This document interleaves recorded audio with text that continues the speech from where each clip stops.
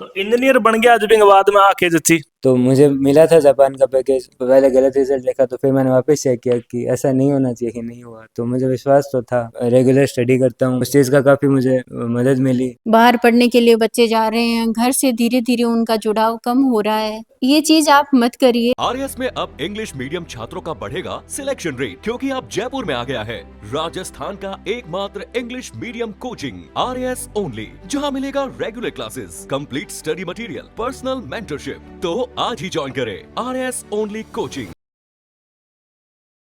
तो अबे जी थारो बहुत बहुत स्वागत है हमारे चैनल के ऊपर। आपका हार्दिक अभिनंदन, आपके सभी दर्शकों का तहे दिल से धन्यवाद इस साक्षात्कार को देखने के लिए।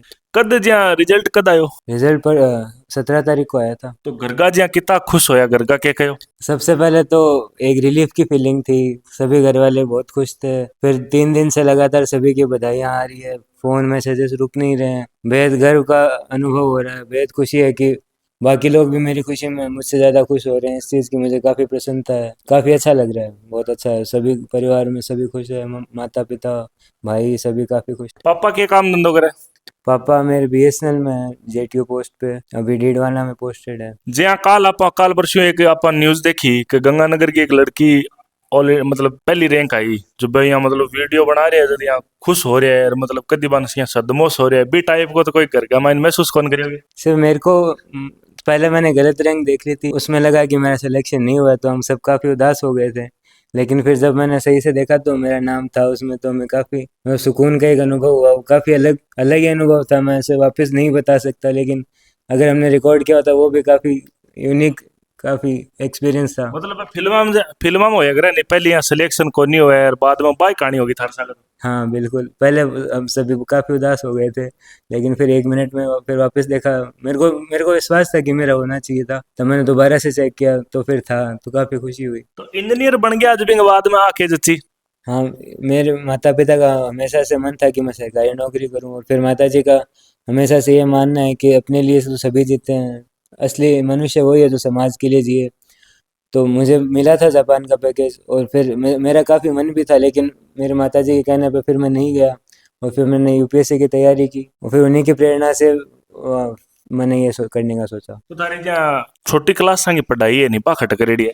वो मैंने अपने घर पे सरदार शहर में रहकर ही की है। पहले कक्षा 6 तक मैं हिंदी मीडियम में पढ़ा हुआ हूँ, फिर मैंने इंग्लिश मीडियम में स्विच किया, क्लास 12 तक मैं यहीं पढ़ा। फिर मैं 1 साल जेई की तैयारी करने प्रिंस सीकर में गया, फिर 4 साल मैंने आईआईटी दिल्ली से बीटेक किया, और फिर विगत 1 वर्ष से मैं यूपीएससी की तैयारी कर रहा हूँ। फर्स्ट अटेम्प्ट में मेरा सिलेक्शन हो गया। और जहाँ घर का के चीज सहयोग के टाइप को करे, जहाँ मम्मी थे यहाँ बता रहे हो मम्मी को प्रेरणा मिली, तो मम्मी जी भी यहाँ पढ़ेड़ा है घर पे, मतलब के करे जॉब वगैरह करेगी? नहीं, मेरी मम्मी एमए किया हुआ है, लेकिन वो गृहिणी है अपनी चॉइस से, और हमेशा उन्होंने मेरा सहयोग किया है, हमेशा मनोबल बढ़ाया है, सही प्रेरणा दी है, उचित मार्ग दिखाया है। और भले ही वो मतलब बाहर काम नहीं कर रही हो, लेकिन उन्होंने हमेशा पूरा बाहर का ध्यान रखा, सारी पब्लिक डीलिंग जो मेरे से रिलेटेड है सब काम उन्होंने किया है, क्योंकि पापा जॉब में बिजी रहते हैं, तो सारी जिम्मेदारी मम्मी उठाती है घर की। मतलब थे यहाँ ना सोचो कि थे थारे घर के लिए थे, पूरे सरदार शहर और पूरे चूरू जिले के लिए एक बड़ी उपलब्धि हो।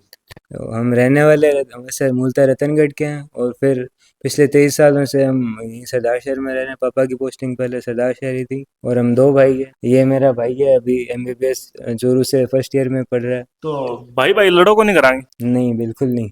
छोटा आजादी कौन लड़ता है? नहीं नहीं, बिल्कुल नहीं, काफ़ी प्रेम से रहते हैं भाई भाई। यूपीएससी की तैयारी करी नहीं, इको जो स्ट्रगल है नहीं वो भी बता सी।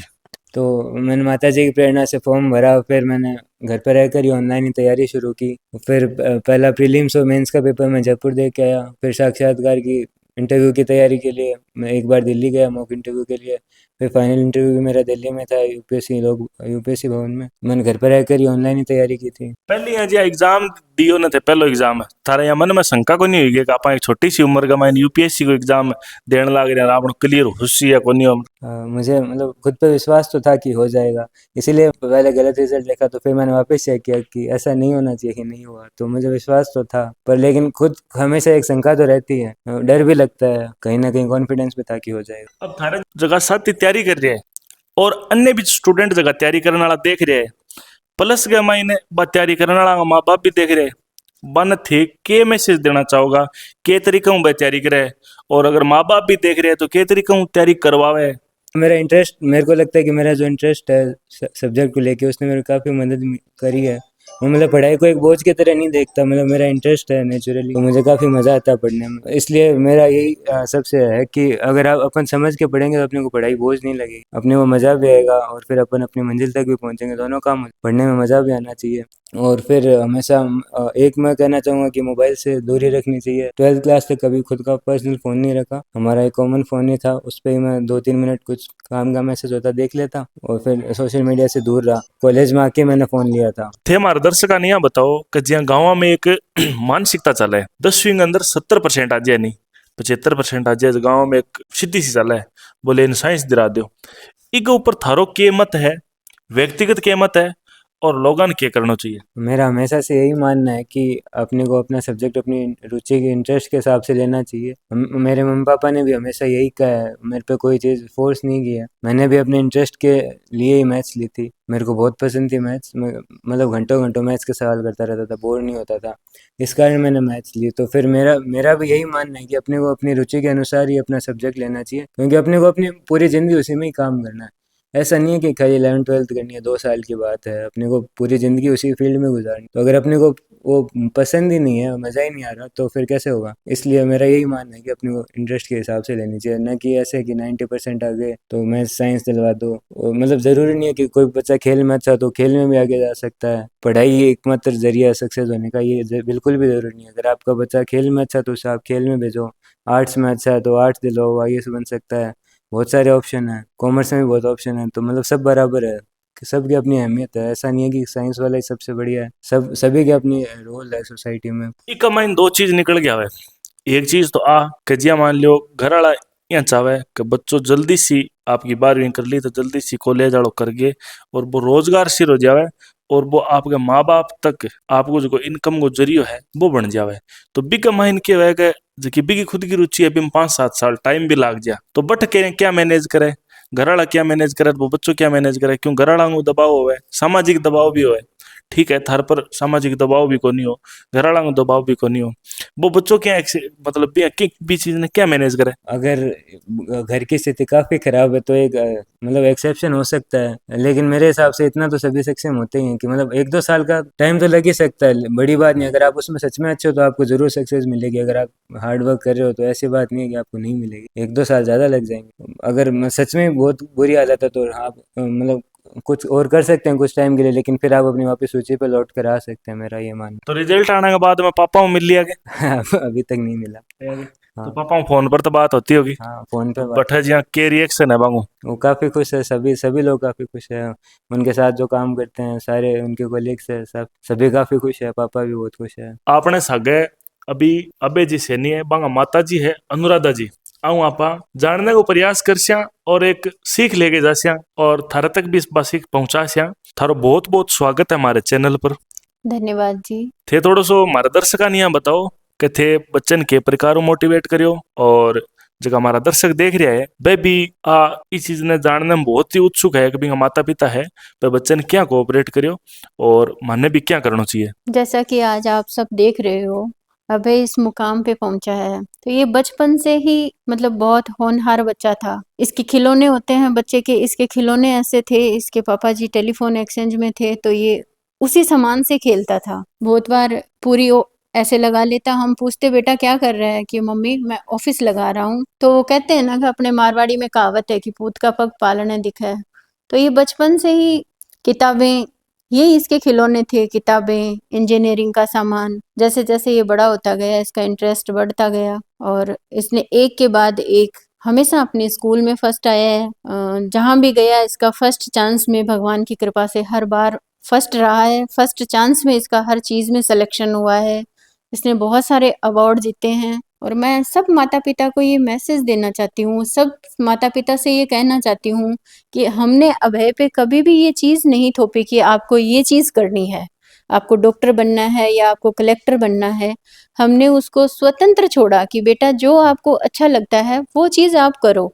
जिसमें आपकी रुचि है। मैं सभी माता पिता से ये अनुरोध करती हूँ कि आप अपने बच्चे पे ये चीज थोपो मत, आप उसको खुला छोड़ दो। जिस चीज में उस बच्चे का इंटरेस्ट है उस चीज में आगे बढ़ने दो, तो बच्चा जिंदगी भर खुश रहेगा।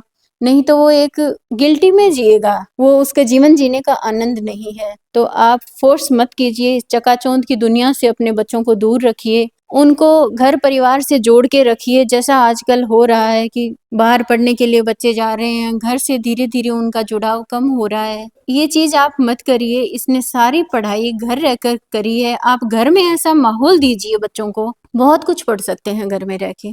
इसने सारी पढ़ाई ऑनलाइन रह के घर में, आप घर में ऐसा वातावरण दीजिए, बच्चों से अपने को जोड़ के रखिए। मेरे बच्चे हमेशा से ही बहुत शांत स्वभाव के और मैत्रिक व्यवहार के बच्चे हैं।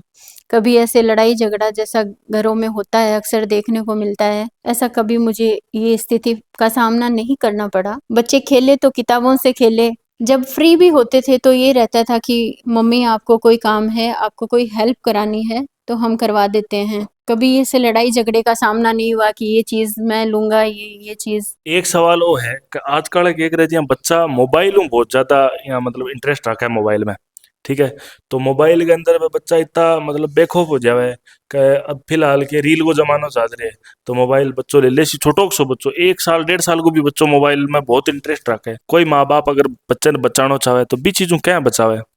देखो जी, आप ऐसा है कि आप दूसरे को कोई शिक्षा दोगे उससे पहले वो चीज आपको खुद पे अप्लाई करनी पड़ेगी। आप अपने बच्चे को मोबाइल नहीं दोगे, ये रोकोगे, इसके लिए आपको पहले स्वयं को मोबाइल छोड़ना पड़ेगा। तो आप पहले खुद पे कंट्रोल कीजिए, वो शिक्षा अपने अंदर पहले अपनाइए, फिर आप दूसरे को रोक सकते हो। तो मैंने इन सोशल मीडिया की दुनिया से, बाहरी दुनिया से, इनसे मैं दूर रखा बच्चों को। मैं स्वयं भी दूर रही, पढ़ी लिखी होने के बावजूद भी मैंने गृहिणी रहने का रास्ता अपनाया और मेरे बच्चों पे और सिर्फ मेरे बच्चों पर फोकस किया मैंने। रिजल्ट आपके सामने है। तो जय मान लो भाई साहब बांगो जहाँ के रिएक्शन है भी और बे के तरीकों सपोर्ट करता जहाँ थे बच्चन ज्यादा सपोर्ट करता जो बे थाने मतलब के प्रकारों थाने सपोर्ट करता और के प्रकारों बच्चन सपोर्ट करता। ऐसा है जी, उनका मेरे पे पूरा विश्वास है। वो बोलते हैं कि जो आप जो भी डिसीजन लोगे बच्चों के लिए बहुत अच्छा डिसीजन लोगे, और मैंने बच्चों को हमेशा मेरे हिसाब से टैकल किया, पर उन्होंने कभी बाधा नहीं की, किसी भी चीज में रोका नहीं। छोटो बच्चों अभी को भी व्यवहार ही टाइप वही है। हाँ जी, छोटे बच्चे का भी बहुत अच्छा व्यवहार है। लड़ाई तो मैंने दोनों भाइयों में कभी देखी ही नहीं, मुझे इस चीज का कभी सामना नहीं करना पड़ा। दोनों ही बच्चे दूसरों की भी बहुत मदद करते हैं। जो बच्चे ट्यूशन पढ़ने में असक्षम हैं उन बच्चों को वो पढ़ाते हैं फ्री में। जब भी वो फ्री टाइम होता है वो दूसरे बच्चों को देते हैं शिक्षा। मैं यही बोलती हूँ, बेटा आपका भला हुआ है, आप दूसरों का भला करो। सहयोग करने की भावना उनमें दोनों भाइयों में बचपन से ही है। जका भाई बंधु मारो वीडियो देखने लग रहे पहली तो वीडियो ने लाइक करे, चैनल ने सब्सक्राइब करे और फेसबुक और इंस्टा पर जाके चैनल ने करे फॉलो। और मैं थाने बता दूं कि जठे भी जावा बैठे हो एक ही मैसेज देखने मिले कि टाबर मोबाइल का आदी हो गया, टाबर मोबाइल का आदी हो गया। अबे जी हूँ और अबे जी की माता जी हूँ अपन जानने मिलो कि वो मोबाइल पहले अपन खुद ने छोड़ना पड़सी। अब भी इन छोड़ने के पीछे भी 2 लॉजिक है, एक भी सदुपयोग और एक दुरुपयोग। वो वीडियो भी थाने मोबाइल में देखने मिलसी, लेकिन इको सदुपयोग करनो थारा हाथ में और इनको दुरुपयोग करनो भी थारा हाथ में है। धन्यवाद।